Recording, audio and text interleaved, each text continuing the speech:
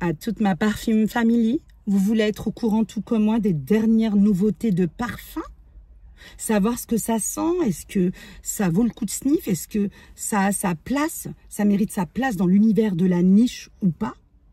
Aujourd'hui, je vais vous parler de plein de nouveautés de parfums et accrochez-vous parce qu'on va de 350 € à une cinquantaine d'euros. Et ça n'est pas ce que l'on croit. Donc, bienvenue à tous et toutes. Voilà, Sister Parfum essaye de revenir en force sur YouTube. Ça demande du travail, mais ça me fait tellement plaisir. Et c'est vraiment la best chilling place ever. I love YouTube. Forever. Je suis sur Instagram, comme vous le savez, également depuis peu sur TikTok, n'est-ce pas? Mais la best place, on est tranquille. Je vous ramène du soleil, de la nature et des parfums. C'est sur YouTube, où on prend le temps. Vous préparez votre thé, vous préparez votre café, vous préparez vos snacks. On y va. Découverte olfactive des dernières nouveautés sur le marché du parfum. Ces vidéos-là vous permettent déjà de voir lesquelles ne sont pas votre style, lesquelles vous parlent pas spécialement et lesquelles vous parlent énormément. Bon, vous le savez, à Amouage, on fait un carton absolu l'année dernière avec Guidance, n'est-ce pas? Guidance, on est autour d'un parfum, autour des fruits, mais tellement crémeux. Et après, vous avez cette transition incroyable, je dois l'avouer, vers un parfum chaud, bois de santal. C'est vraiment un des parfums qui, de toutes les dernières découvertes, qui, même si de base, ça n'est pas spécialement mon style, mais dont l'évolution m'a le plus impressionné. On passe vraiment, pour le coup, du coq à l'âne, dans le sens où on passe d'un certain univers à un autre, et ça c'est très rare. Littéralement, on jump de planète avec le Amouage. Il y a le nouveau Amouage Intense Guidance qui est sorti. Alors, il faut savoir que déjà, le Guidance a quand même de la personnalité. Si vous aimez le côté fruité, chaud, boisé, this is for you. This is for you. Moi, le côté fruité, pour ceux et ceux qui me connaissent, vous savez, ceux et celles qui me connaissent, vous le savez, le fruité, j'ai toujours du mal, j'y vais toujours à petits pas. Mais la retombée est incroyable. Et maintenant, on va découvrir, c'était pour cette petite introduction sur Guidance, le nouveau Guidance Intense. Alors, il est là, Amouage Guidance. Alors, ce que j'ai fait, carrément, je l'avais déjà essayé, je vous ai repris les deux. Alors, ce que je vais faire, c'est que comme j'en ai pas mal à découvrir, je vais le sentir sur un mouchoir. On y va, c'est la première fois, d'habitude j'essaye sur la peau, mais j'ai déjà essayé hier sur la peau, afin de venir vous en parler de manière précise, avec la retombée derrière. Donc, Amouage Guidance, je viens de le sentir. Voilà, ça c'est le 46, et ça, c'est le normal. Donc, je me dépêche pour pouvoir éviter de rater le départ.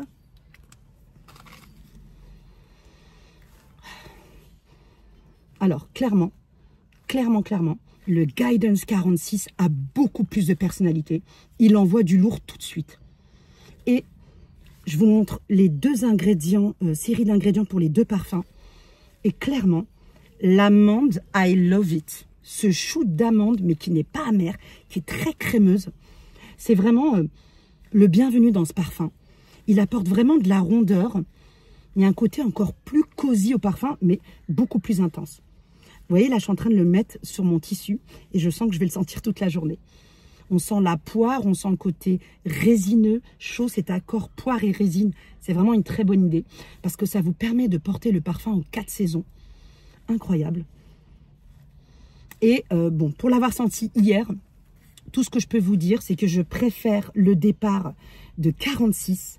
En revanche, au niveau retombé, vous savez, le côté bois de santal, le côté vanille, bois de santal, je le trouve plus fin, mieux travaillé dans l'original. Et d'ailleurs, c'est ce qui se passe très souvent quand vous avez des versions intenses. C'est ce que j'ai découvert aussi avec le Musc et la peau intense, dernièrement de chez Pierre Guillaume. Toutes les versions intenses que j'ai découvertes, eh bien, elles sont clairement plus rondes, elles envoient du lourd, mais elles perdent tout le temps en subtilité des accords et en complexité de l'accord. Et là, je trouve que c'est le cas ici. On va parler du Dolce & Gabbana Devotion Intense.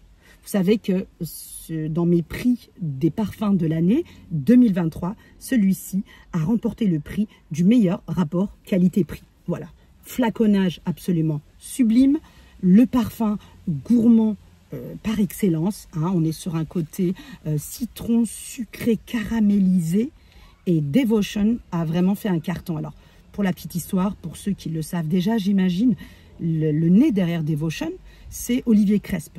Il faut savoir qu'avant Devotion, le carton de Devotion, il y a eu Beg. Beg de sa propre maison Acrofragrance et qui, je trouve, est quand même plus travaillé, plus niche. Vraiment, il y a un voyage qui est quand même un peu plus complexe au niveau de du lemon curd, de la tarte au citron, mais avec la crème en plus. Ici, on est vraiment sur un citron caramélisé. Franchement, je trouve le flacon, je suis tombée par terre. Je le love d'amour, je l'ai en 30 ml. Et c'est un parfum que j'aime porter lorsque j'ai envie d'une gourmandise. Moi, les parfums, il faut savoir, citronné, caramélisé, c'est un de mes parfums, c'est un de mes accords préférés dans les parfums gourmands.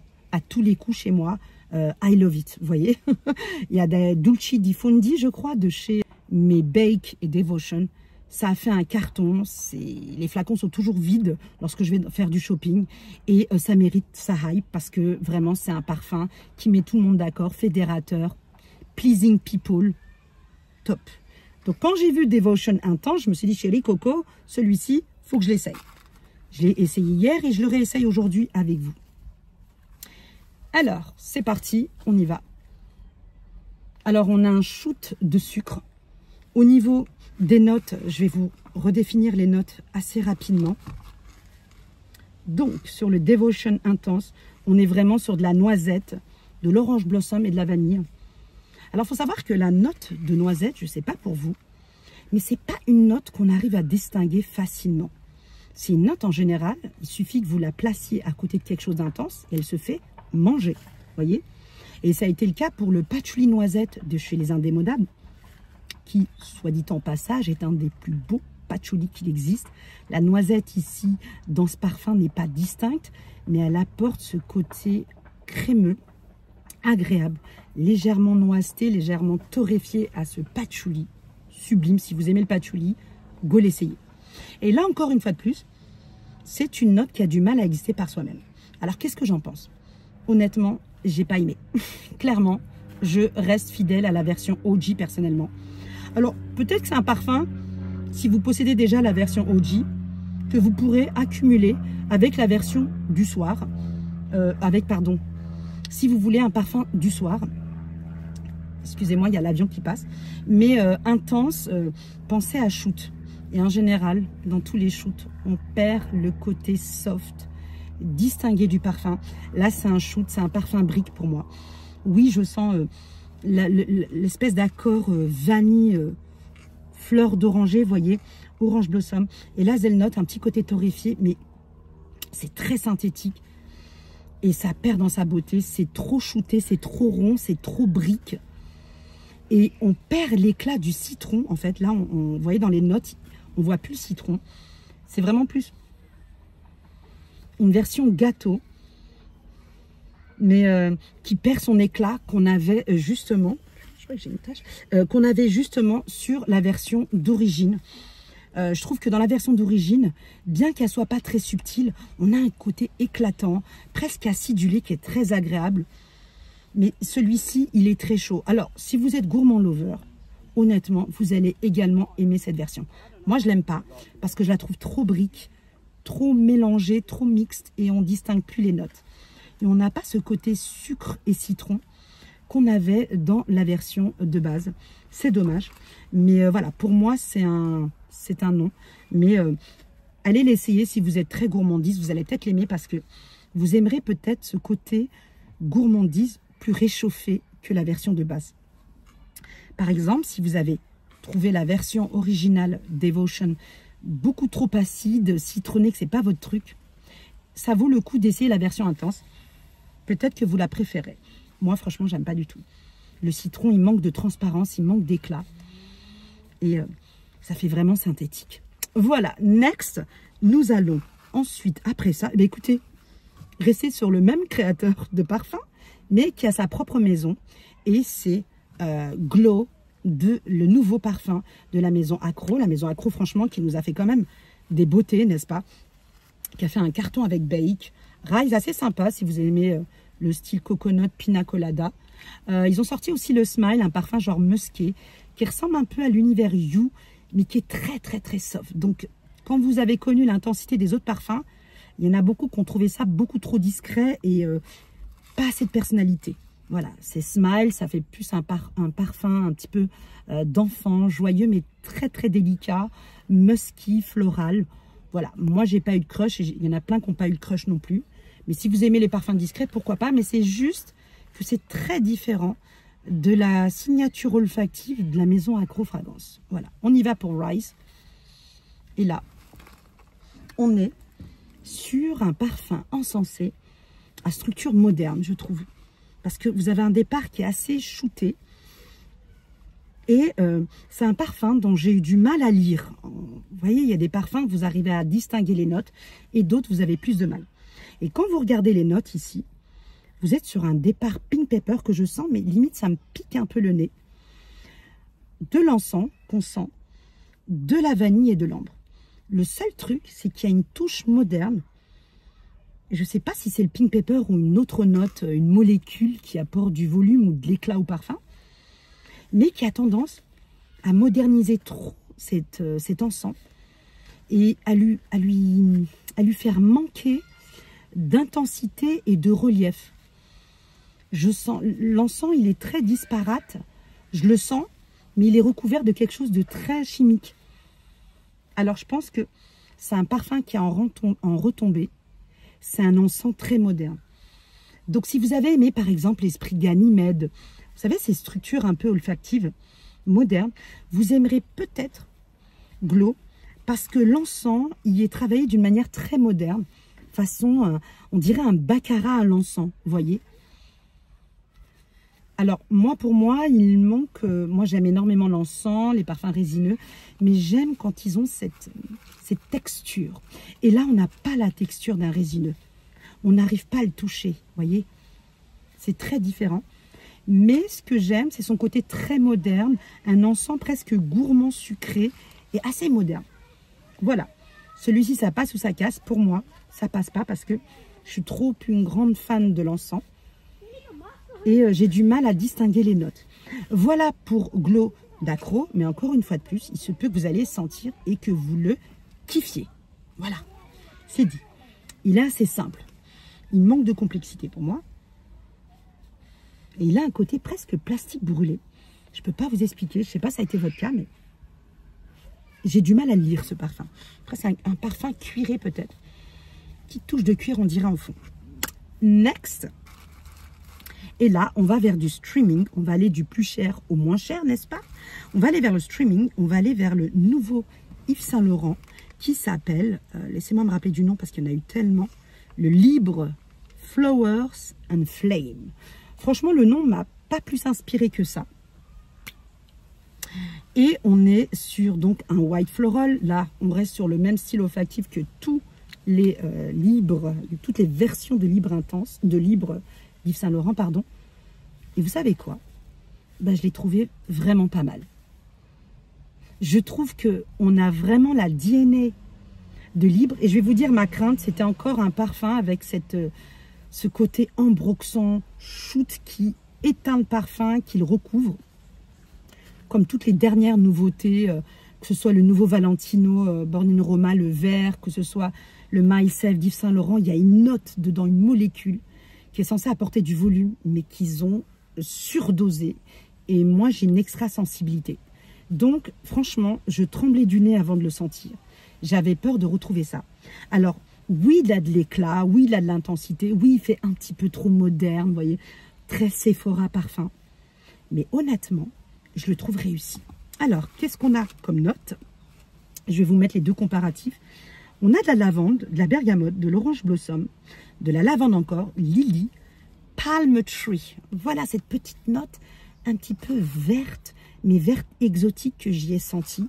De la coconut et de la vanille. Et franchement, il est réussi, je trouve. Et je ne pensais pas venir vous en parler de manière positive. Alors attention, on n'est pas sur de la niche, Hein, je ne vais pas vous dire que c'est hyper complexe, que le voyage est incroyable. Oh, foncez chez Sephora. Je vais juste vous dire que si vous aimez l'esprit libre d'Yves Saint Laurent, je trouve que vous allez aimer également celui-ci. Le coconut est superbement équilibré. Il est là sans être trop présent, mais il est clairement là. La lavande, il y en a plein, moi, qui n'ont pas aimé Libre d'Yves Saint Laurent à cause de son côté lavandaire. Eh bien, franchement, on ne le sent pas des masses. Pourtant, il est en départ, en arrivée. Ce qu'on sent, c'est son accord. Mais en termes de note à part de lavande, il ne se distingue pas. Et franchement, un parfum floral qui a à la fois un côté printanier, mais également un côté crémeux, apporté par l'accord coconut et vanille. Et c'est pour moi une réussite dans le sens où c'est pas un crush, pas du tout. Mais il n'est pas synthétique, il est synthétique, mais pas ultra synthétique. Et je trouve qu'il est réussi. Ouais, franchement, il est vraiment pas mal. On sent le côté flowers, je pense, par la fleur de lily et l'orange blossom. Alors attention, hein, on n'est pas dans la subtilité, on n'est pas dans le parfum niche, on n'est pas dans la délicatesse. On est dans extrêmement de rondeur, extrêmement de crème. Donc, si les parfums Sephora, c'est too much pour vous, ça ne va pas être votre style. Mais si vous aimez Libre d'Yves Saint Laurent, si vous avez aimé également Fame de chez Paco Rabanne, ce côté fruité, crème de fruits, et ben franchement, il est pas mal du tout. Et en plus, Fame, je l'ai trouvé, cette mangue juteuse en départ, ce santal, mais la retombée catastrophique, très synthétique à mon nez. Je dis bien à mon nez. Encore une fois de plus, j'ai une extra sensibilité. Mais là, pour le coup, ouais, ça fait bien le taf. Parfum moderne, crémeux, floral. Voilà, it's okay. Je lui mettrai un 6 sur 10. La coconut, vraiment, plus vous le laissez poser, plus elle est présente. Donc, si vous aimez la coconut et les parfums fleurs blanches, go essayer le nouveau Libre d'Yves Saint Laurent, hein, Flowers and Flame. Voilà, je ne sais pas si c'est Monsieur Roupion qui est encore aux commandes pour celui-ci, mais ça a été le cas pour voilà, du premier, du deuxième. Le reste, je ne sais pas. Voilà, next est là. Le petit prix pour la fin. Est-ce que j'ai tout fini? Je revérifie juste que je vous ai bien parlé. Voilà, le glow, je vous en ai parlé. Et comme je vous l'ai dit, le petit prix pour la fin. Et là, je vais vous parler de la maison Lattafa. Oui, je ne boude pas les maisons Dubaï. Enfin, si, en général, je les boude. Mais quand même, je leur donne un essai. Je leur donne toujours une chance. Vous le savez, je ne suis pas une grande fan de ces parfums-là. Je trouve qu'ils évoluent mal. Je trouve que ce ne sont pas des parfums que j'aime porter régulièrement, à part quelques petites exceptions. Et je vous donne rendez-vous dans ma prochaine vidéo qui va vous parler de tous mes parfums cheap que je porte vraiment et qui commencent à 2,50 €, s'il vous plaît. Et ici, Lattafa, on est autour d'une soixantaine d'euros avec le nouveau parfum qui s'appelle Éclair by la maison Lattafa. Bon, les flacons toujours aussi kitsch, comme vous pouvez le voir, mais quand on voit ça, on sent que ça va être un shoot de gourmandise. Et vous savez que les parfums gourmands qui ont cartonné, en plus des parfums citronnés comme Devotional Bake, eh bien, c'est le... comment il s'appelle? Il me rappelle également, si vous le connaissez, Escapade Gourmande de Maison Matara, qui est clairement un parfum également très proche de ce parfum de la maison italienne Toscana, dilaté. Voilà. Et là, on sent clairement l'inspiration Bianco dilaté. Alors, il est un peu plus alcoolisé que l'originaire Bianco dilaté. Alors, il faut savoir rapidement la différence entre Bianco dilaté et Escapade Gourmande de Maison Matara. Entre les deux, je préfère l'Escapade Gourmande parce qu'on a un côté beaucoup plus gâteau, madeleine, qui est adoré, qui est incroyable. Si vous aimez les parfums gourmands, franchement, Maison Matara, Escapade Gourmande, également disponible chez Odorar Parfumerie. De toute façon, Odorar Parfumerie, ils ont récupéré le best of the best et ils le proposent à leur boutique dans 9-3. N'hésitez pas à y aller, franchement, accueil au top. Maintenant, il y a Lattafa qui arrive avec une inspiration pour moi de Bianco dilaté parce qu'ils ont fait vraiment un carton. Enfin, vous regardez les TikTok, vous regardez Instagram, vous avez compris que tout le monde aime Bianco dilaté. Les gens se shootent littéralement. Et je trouve qu'au prix Éclair de Lattafa est une pure réussite. Alors, il n'est pas aussi beau que, il n'est pas aussi bien travaillé que le Bianco dilaté ou que Escapade Gourmande de Maison Matara. Mais à ce prix-là, en parfum vanille gourmand, si vous êtes vraiment gourmand, moi, ça m'arrive. C'est un aspect que j'aime dans le parfum, la gourmandise. Pas pour everyday. Je sais qu'il y en a qui portent ça matin, midi et soir. Me, I can't, parce que chaque parfum qui va être trop pour moi ou intense, c'est comme manger un gâteau à la crème. Je ne peux pas en manger H24. Eh bien, pareil dans le parfum, par contre, j'ai la dent sucrée, clairement. Et le éclair, attendez, je vais vous montrer les notes. Non, de Lattafa, en rapport qualité-prix, si vous aimez les parfums gourmands. Oubliez le flacon que je trouve personnellement kitsch et affreux. Mais vous voyez ce côté dégoulinant là, c'est clairement la représentation de ce parfum. Caramel, lait, sucre, miel, white flowers, vanilla, praline et musk. Et ce côté pralin dans ce parfum et caramel, on le sent clairement. Et justement, je vais essayer de comparer rapidement. Je n'ai pas pensé à le comparer avec le Bianco Dilaté. Un parfum qui est autour, on dirait un lait chaud vanille que vous avez laissé infuser et qui se pose sur votre peau. On dirait que vous avez mis de la crème. D'ailleurs, Odorar Parfumerie le vend également en crème. Et là, le Bianco Dilaté, vous êtes autour des notes caramel, coumarine ou coumarin, miel, vanille et white musk. Et clairement, je préfère la tonkabine ou le coumarin qui est un extrait de la fève de tonka sur l'original, on va dire, hein, l'inspiration sur Bianco Dilaté. Franchement, à ce prix-là, est-ce que pour moi, c'est validé? Clairement. Alors, il a une tenue qui est là, mais qui s'efface beaucoup, mais qui reste, quoi qu'il arrive. Donc, si vous aimez les parfums vanille, caramel pour everyday, et que vous avez un petit budget, allez acheter Éclair by Lattafa. Et c'est très rare que je vous le dis. Attention, roulement de tambour, vous pouvez l'acheter à l'aveugle. Voilà, je l'ai dit, c'est très rare. Mais à ce prix-là, vous pouvez y aller. Il fait partie de ma liste d'achat. Mais Bianco Dilaté et Escapade Gourmande, ils font également partie de ma liste d'achat parce que c'est du high level. Par exemple, si je vais à un mariage ou à une occasion, j'irai pas porter le Éclair de Lattafa, sauf si je fais un combo.